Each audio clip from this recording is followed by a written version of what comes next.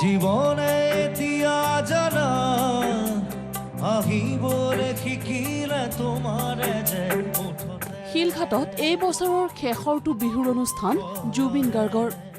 এইখন এই বছৰ বিহু ছিজনৰ শেষ বিহু, কালিৰ পৰা মই বিহু নকৰোঁ। এতিয়া অলপ গানৰ পৰা দূৰত থাকিম, এতিয়া হ'ব চিনেমাৰ কাম। ঝিলমিল শাড়ি পিঁধে আকরামে নাচিলে ও মোর ধনী গো মনে আমার মা দোল বাজায় খায় রে খায় ও ও মোর ধনী গো ওকে বড় মরম লাগি যায়। বহুত দিন প্ৰগ্ৰাম নকৰোঁ, আকৌ চিনেমাত সোমাম। কাঞ্চনজঙ্ঘা কামত লাগিম, মই আকৌ বম্বে যাম এডিটিঙৰ কাৰণে।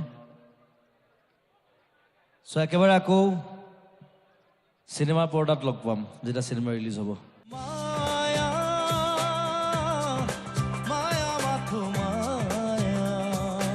দ্বিতীয় শক্তিপীঠ হিচাপে খ্যাত শিলঘাটৰ কামাখ্যা মন্দিৰৰ সমীপত আয়োজিত বহাগী বিদায় অনুষ্ঠানত এয়া জনপ্ৰিয় শিল্পী জুবিন গাৰ্গ।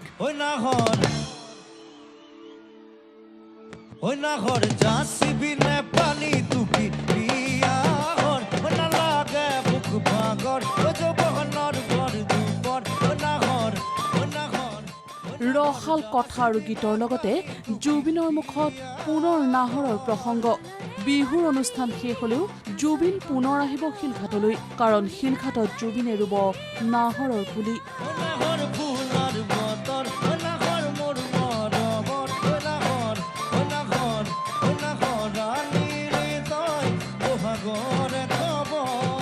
নাহৰ ৰুই যাম সমগ্ৰ অসম বিভিন্ন জেগাত।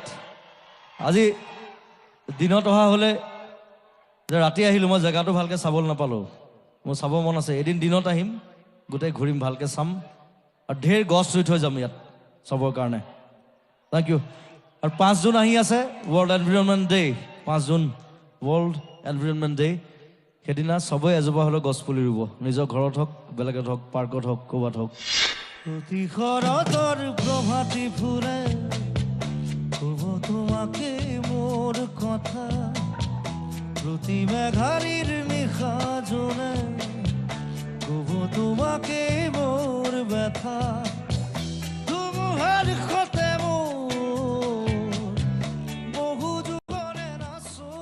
জুবিনছ ফেন ক্লাবে মঞ্চতেই জুবিনক নাহৰৰ পুলি উপহাৰ দিয়াৰ পিছতেই শিল্পীজনৰ মন্তব্য, মই মৰিলে চাগে নাহৰৰ খৰিৰে মোক জ্বলাব লাগিব। চ' নাহৰ পুলি, আকৌ নাহৰ মই মৰিলে নাহৰেৰে জ্বলাব লাগিব যেন পাইছোঁ। সহশিল্পীৰ গীতত এইবাৰ ড্ৰামো বজালে হাৰ্টথ্ৰবগৰাকীয়ে।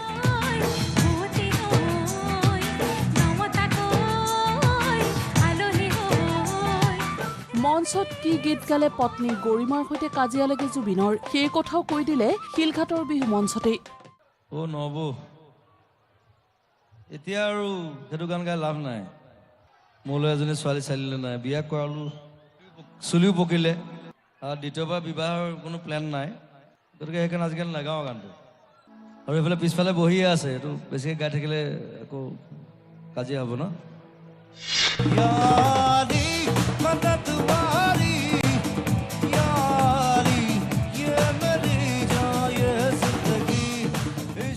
Video' report, news live.